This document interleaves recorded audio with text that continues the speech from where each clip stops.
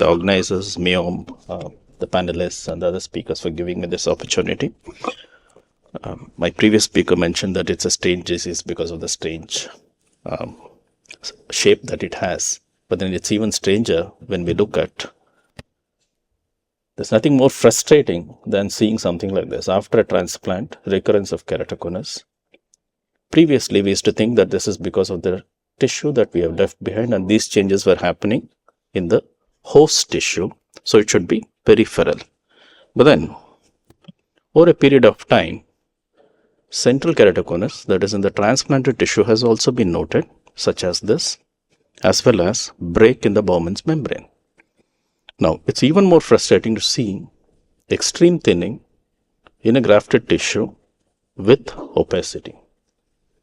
This led to the concept of what we thought as a localized disease. Maybe there's something more. So, various theories have been proposed, right from genetics, vitamin deficiency or other micronutrient deficiency, collagen vascular disorders or extracellular matrix instability, metabolic disorders, or what we are going to inflammation, which is very commonly we have been treating of late, and then what we are going to talk about, hormonal imbalance. I mean, even gut microbiome have been thought of at some point of time. If you look at possible absence, reduction or increases, then you can think of these three things: nutrients such as vitamins, minerals, metabolites, or the hormones. Now, which are the hormones that we have to look out for? Two things: thyroid hormones and sex hormones have been known to have some relationship in case of keratoconus. You can add to this vitamin D if you consider that is a hormone. Today, my talk will not have vitamin D because most of us know about the role of vitamin D as well as how to treat it. But these two, we don't know what is happening here. Now, another proposed theory by my dear friend Rohit Shetty was it's an interplay of multiple factors, such as an external factor, oxidative damage, an allergic reaction, or even rubbing of the eyes, only in the presence of a genetic predisposition or nutritional deficiencies with comorbids such as physical eye rubbing or some other physiological event, let's say pregnancy, and in the presence of inflammatory factors, hormones, metabolic factors, chemical elements, leads to degradation of the corneal matrix, extracellular matrix, which then creates keratoconus. This is what he proposed. Whatever said and done, as of now, I'd just like to leave this lot more to be studied about why we are getting this keratoconus. Now, let's restrict, though there are inflammatory factors, hormones, homeostasis, chemical elements, metabolic factors, let's restrict ourselves to this part. As I already mentioned, we'll be discussing about thyroxine and the sex hormones, of which estrogen, progesterone, androgen, prolactin, and spermidine, vitamin D. I've already made a mention of it. The first point: what does the literature say regarding thyroid hormones and keratoconus? Well, this is a study which showed hypothyroidism is associated with keratoconus. But then, if you look at multiple other studies, even hyperthyroidism has been shown to be associated. But what is accepted most commonly, considering the fact that keratoconus increases during pregnancy, probably hypothyroidism involved. Needs a much larger study. But the take-home message from here, if you see a case of keratoconus whom you want to treat with either CXL or keratoplasty, get this hormone, investigate it, correct it. Let's get into the 2004 was the first case when I saw one of my LASIK patients becoming pregnant and then developing this disease. That's when I started getting involved, and this is as early as 2011 publication where an association between pregnancy induced progression, meaning no keratoconus before, but then during pregnancy has been seen. This led to the fact of studying the sex hormones. All of us know there are two different axes: hypothalamic pituitary axis, hypothalamic gonadotrophic axis, which lead to the production of the sex hormones. either in the adrenal cortex or in the gonadal tissue or in the extragonadal tissue. One of the extragonadal tissue that the hormones are produced is the cornea. And also, there are sex hormone receptors on the cornea. So, cornea is one of the extragonadal sex hormone production cells, and also there are receptors. So, if you look at how the sex hormones are produced, it's from cholesterol. Of course, DHEA comes first, and then testosterone. Either from DHEA directly estrogens are produced, or through the testosterone also the estrogens are produced. Why is this important? Testosterone, DHEA, more important than the other two. We'll come to it later, how it is. Also, if the hormones are altered, meaning if the hormones is increased, obviously the receptors will go down. If the hormones are less, the receptors will go up. This is a common logic because it needs to. So similarly, all these receptors, based on all these studies, have been found in different areas of the cornea, such as epithelial cell, fibroblast, and endothelium. These are the sex hormones in the thing. Now next, which sex hormones? Each study, if you read at it, it is contradictory. So this is a meta-analysis that was considered. Which are the hormones to be looked at? Estradiol, E1, E2, E3, prolactin, DHEAs, and testosterone. Look at testosterone. All of us know that if testosterone reduces, inflammation increases. It also, keratoconus also increases. Many of us have seen this. But then what does the studies say? One study says increase, another study says decrease. There's a meta-analysis of that too. So, again the take-home point, more studies are required to do that. Okay, what about the receptor? The one receptor that is known to have a significant association with keratoconus is the androgenic receptors, though others also have a weaker relationship.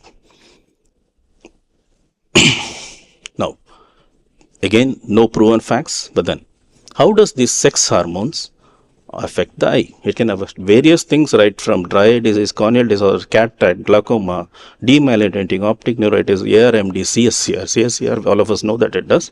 But let's restrict ourselves to cornea and keratoconus now. Number one, androgens are protective when it comes to dry eye as well as inflammation. Be it the mammalian glands, be it their anti-inflammatory role. The estrogens, on the other hand, increases dry eye. Corneal disorders, again, estrogens can stimulate the activation of proteinases, degrade the stromal matrix, they are collagenolatic enzymes. But there is also some proof that can cause increase in the thickness of the cornea. In many cases during pregnancy, that also has been found. Again, contradictory. Estrogens may again promote keratoconus progression, well known during pregnancies. How do these play? It is through the matrix metalloproteinase plays a role, as well as increases IL-6 and IL-9, that is the inflammatory pathway. Testosterone, we know that it is protective against inflammation, hence possibly keratoconus is less. Now, is there any treatment? No direct treatment, no studies so far. But then, considering the fact that the pheromones released from the female body increase the testosterone in male, this particular thing came out, particularly for dry eye, I think this had come out, showing fortidine inhalation. It's not inhalation, actually drinking, but that stimulates the nasal thing because it increases the androgen production, and it is dose dependent. 2 milligram or 4 milligram. 4 milligram gives a better results, increases testosterone. This is the study what we have. We don't have any direct hormone related treatment for dry eye. So I'd like to thank you and then conclude by saying lot more studies are required. Maybe someday we'll have a hormone therapy here. Thank you. Thank you. Very interesting talk. Very interesting information today we got. Thank you. I think we got 2 minutes for discussion. I'll leave it for you to if you have any questions. I might have a question for Dr. Safwan, but I will leave it at the end. I'll ask him in person. So I'll give you the opportunity to ask the questions first. Congratulations for all the talks, are very, very interesting. I have a question for Dr. El-Habaki. When you perform the simultaneous PRK and cross-linking, do you change the nomogram of the laser in these cases in comparison with a virgin eye, with a healthy cornea, in order to compensate some of the effect of the cross-linking?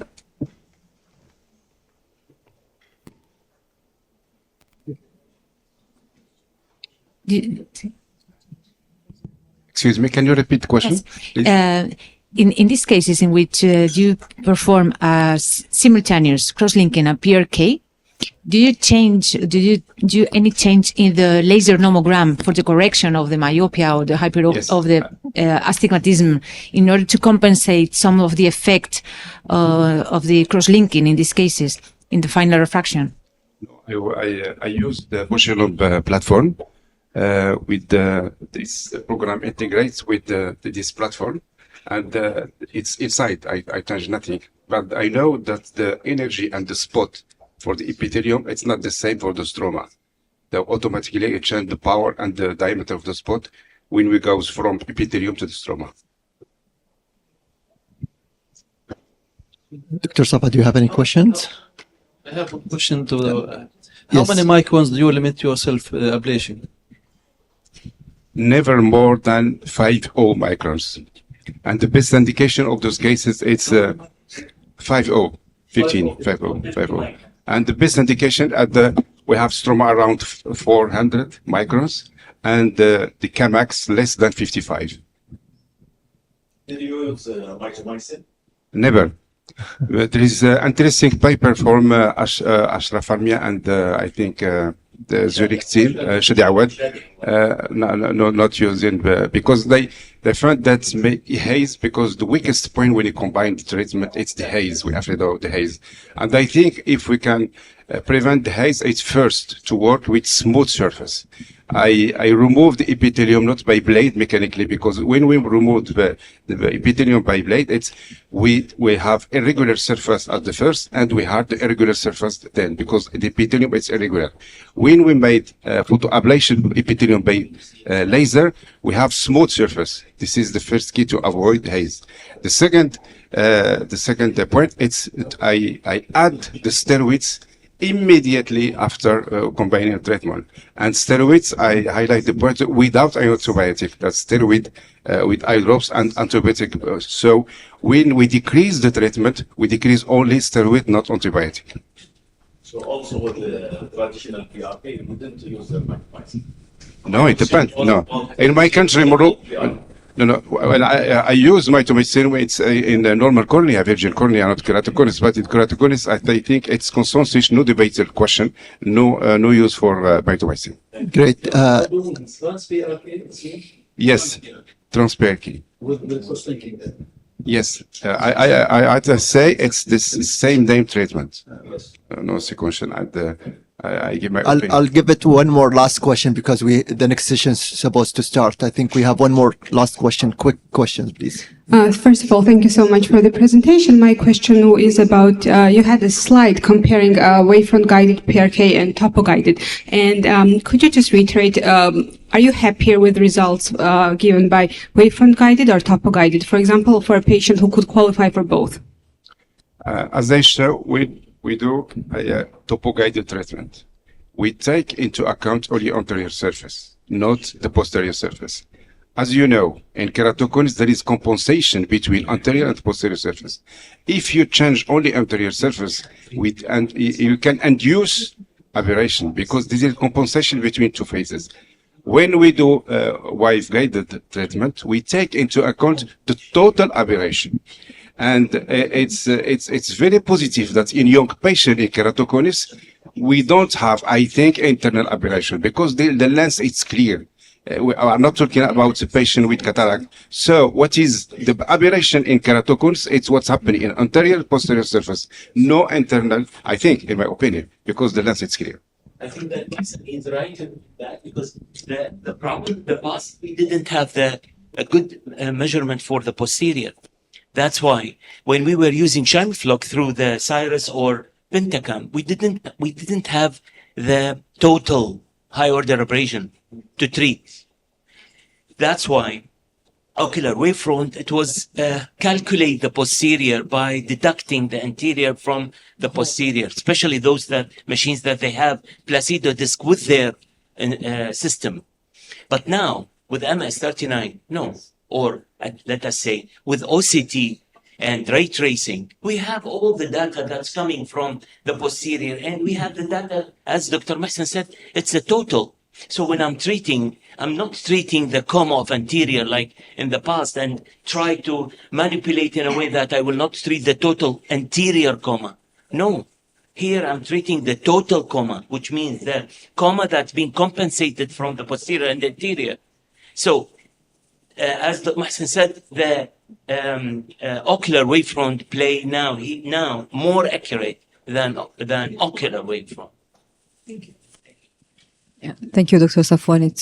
I do agree with you, but I really appreciate the presentation regarding the hormones, the role of hormones in keratoconus. That means that this disease doesn't yet reveal all its secrets. We are still discovering, and that explains why we have so many therapeutic alternatives today, and we are trying to tailor as much as we can all those alternative with all our patients. They all are different. We all are different. We are trying to get the best way that we can reach the better acuity, because the aim is to see better, to improve the quality of life. So thank you. I was talking to him about vitamin D. Yeah, it is crucial. You cannot imagine that how the vitamin D interfere with our stories and our old scenarios. The patient can improve just with exactly yeah, 3 months of a neurotrophic ulcer, yeah, totally intreatable with all the measures. When we test the vitamin D, it was 3. So immediate treatment within 1 week. It's treatment. Yeah, I do agree. Thank you. I think we had a great discussion today. We've seen a lot of different treatment. I think keratoconus approach is all, yeah, we're still looking for the truth.